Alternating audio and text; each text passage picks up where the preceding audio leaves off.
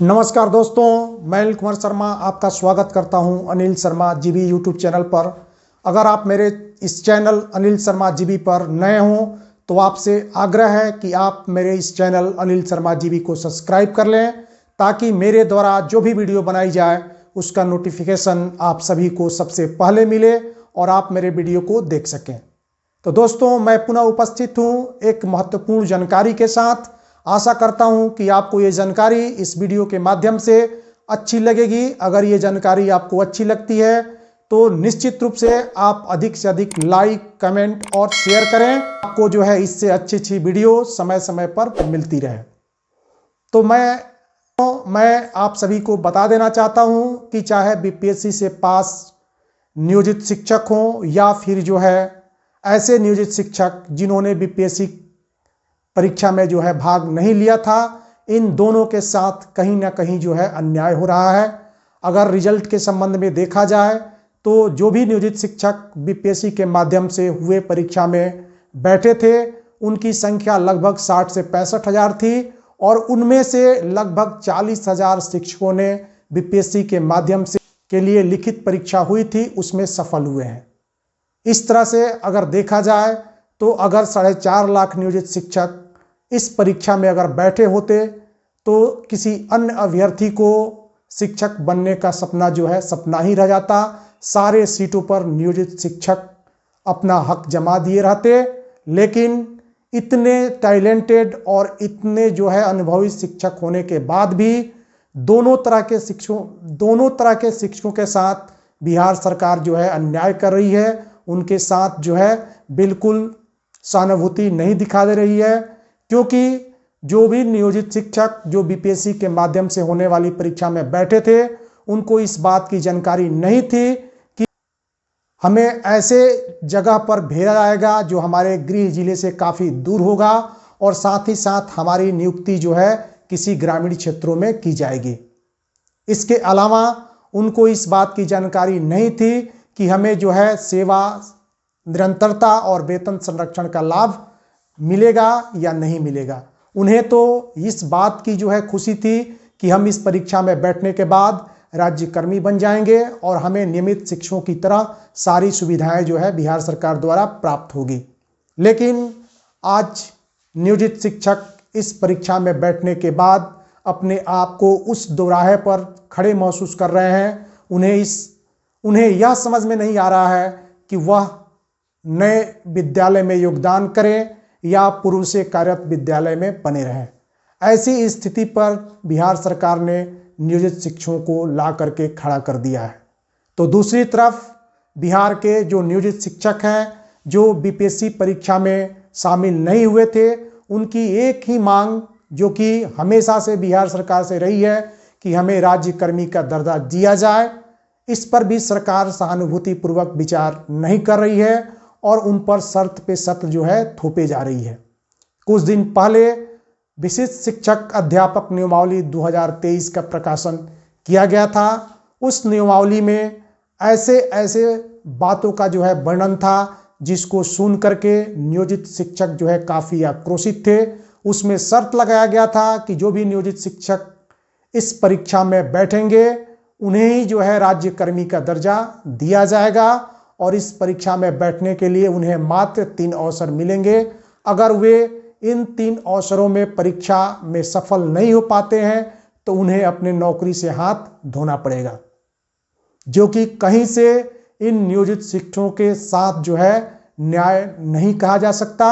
बिहार सरकार को इस बात का संदेह था कि जितने भी बिहार में कार्यरत नियोजित शिक्षक हैं उसमें अनुभवहीनता है, उन्हें पढ़ाने का सही तरीका मालूम नहीं है। लेकिन बीपीएससी के माध्यम से निकलने वाला परीक्षाफल इस बात की ओर इंगित करता है कि बिहार में जितने भी नियोजित शिक्षक हैं वह किसी भी क्षेत्र में कम नहीं है और न ही जो है उनके योग्यता में, उनके अनुभव में किसी प्रकार की कमी है। अगर उनके योग्यता में या फिर जो है उनमें अनुभव की कमी होती तो निश्चित रूप से अभी बीपीएससी के माध्यम से हुए परीक्षा में नियोजित द्वारा 40,000 पदों पर अपना कब्जा जमा पाना बड़ी ही मुश्किल था। आप सभी जानते हैं कि इस परीक्षा में लगभग 60 से 65 हजार के आसपास नियोजित शिक्षकों ने फॉर्म भरा था और 60-65 हजार नियोजित शिक्षकों में से 40 हजार नियोजित शिक्षक डंके की चोट पर अपना जो है रिजल्ट लेने में सफल रहे। तो यह बात भी साबित करती है कि बिहार सरकार अब इस बात को लेकर के जिद पर न अड़े कि ऐसे नियोजित शिक्षकों का परीक्षा लेना अनिवार्य है, क्योंकि जब प्रमाण सामने है तो फिर परीक्षा देने की बात जो है कहीं से उचित नहीं लग रही है। या जितने भी नियोजित शिक्षक जो कि बीपीएससी के माध्यम से पास हो गए हैं उनके साथ भी बिहार सरकार को न्याय करना चाहिए था, क्योंकि सारी बातें उस समय अध्यापक नियमावली 2023 में स्पष्ट नहीं थी कि सारी बातें स्पष्ट नहीं थी कि जो भी नियोजित शिक्षक बीपीएससी के माध्यम से पास होंगे उन्हें अपने गृह जिले को छोड़ करके किसी सुदूर इलाके में जा करके पठन पाठन का काम जो है करना पड़ेगा, या फिर उनका जो वेतन मिल रहा है उससे भी उनका वेतन कम हो जाएगा। और इस स्थिति में नियोजित शिक्षक काफ़ी जो है हतोत्साहित है। उनमें इसके पहले जितनी खुशी और उमंग था वे सारे खुशी और उमंग जो है इस समय धराशायी हो चुके हैं। उन्हें नहीं लग रहा है कि अब हम क्या करें। तो बिहार सरकार को इस पर भी जो है सहानुभूतिपूर्वक विचार करना चाहिए, क्योंकि ये भी नियोजित शिक्षक ही हैं। भले ये बीपीएससी के माध्यम से पास किए हैं, लेकिन इनको भी वेतन संरक्षण और सेवा निरंतरता का लाभ जो है मिलना चाहिए। बिहार सरकार द्वारा वेतन संरक्षण से संबंधित पत्र निकाला भी गया, कैबिनेट से पास होकर पत्र निकला भी। पत्र जो है सिर्फ और सिर्फ इस बात का द्योतक है कि बिहार सरकार ये कह सके कि मेरे द्वारा वेतन संरक्षण संबंधी पत्र पहले से निकाला जा चुका है। लेकिन अगर इस पत्र की वास्तविकता आपको मैं बताऊं तो इस पत्र की वास्तविकता यही है। पत्र अगस्त 2020 से जो शिक्षक 20 अगस्त 2020 के बाद जो शिक्षक बहाल हुए होंगे उन्हीं शिक्षकों को इसका जो है लाभ मिल सकता है। और इसके अलावा एक शर्त जो है इसमें और जोड़ दी गई है कि अगर प्राथमिक विद्यालय से या प्रारंभिक विद्यालय से कोई शिक्षक माध्यमिक विद्यालय में जाता है तब जा करके उसे जो है वेतन संरक्षण का लाभ मिल सकता है। यह कहीं से भी उचित नहीं है।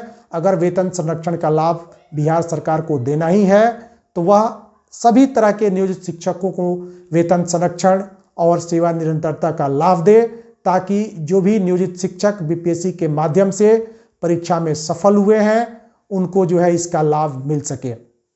क्योंकि नियोजित शिक्षकों के ऊपर जो समाज द्वारा तरह तरह के आरोप लगाए जा रहे थे कि नियोजित शिक्षक पढ़ने में सक्षम नहीं है या उन्हें जो है पढ़ाने नहीं आता, इन सारे बातों का उत्तर जो है नियोजित शिक्षकों ने परीक्षा में सफल होकर के इन सभी लोगों के मुंह पर जो है ताला लगा दिया है।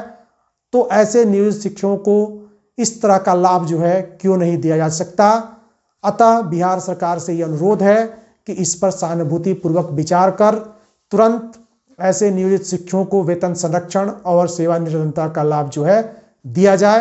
तो दोस्तों, इसके अलावा आपको एक जानकारी मैं और दे देना चाहता हूं। शिक्षक अध्यापक नियमावली 2023 पर प्राप्त आपत्तियों के बाद बहुत सारे नए संशोधन जो है इस प्रारूप में किए गए हैं और नई नियमावली जो है बन रही है और आशा है यह नियमावली दीपावली पूर्व जो है कैबिनेट द्वारा पास कर दी जाएगी और इसमें नियोजित शिक्षकों को राज्यकर्मी का दर्जा जो है और इस नियमावली से नियोजित शिक्षकों को राज्यकर्मी का दर्जा मिल जाएगा। लेकिन अभी जिस बात पर आकर के सरकार जो है अपनी हठधर्मिता का परिचय दे रही है वह यह है कि बिहार सरकार चाहती है कि जितने भी नियोजित शिक्षक हैं उन्हें परीक्षा जो है देना ही पड़े, वे परीक्षा दे करके ही राज्यकर्मी का दर्जा प्राप्त करें। अब इसके पीछे सरकार की क्या मंशा है, लेकिन इस पर भी जो है प्रयास किया जा रहा है कि जितने भी नियोजित शिक्षक हैं उनको बिना परीक्षा दिए राज्यकर्मी का दर्जा जो है दिया जाए। क्योंकि नियोजित शिक्षकों ने यह साबित कर दिया है कि अब नियोजित शिक्षकों से सक्षमता परीक्षा लेने की कोई जरूरत नहीं है। कितनी बार जो है परीक्षा देंगे और अपनी योग्यता साबित करेंगे। तो इन्हीं सब बातों के साथ आप सभी से पुनः आग्रह है कि आप निराश न हो और निश्चित रूप से जितने भी नियोजित शिक्षक हैं उनके हक में ही जो है विशिष्ट शिक्षक अध्यापक नियमावली 2023 आएगी। इसे आपके हक में ही जो है नियमावली कैबिनेट से पास होकर के आएगी। तो दोस्तों फिर मिलते हैं अगले वीडियो में, तब तक के लिए नमस्कार।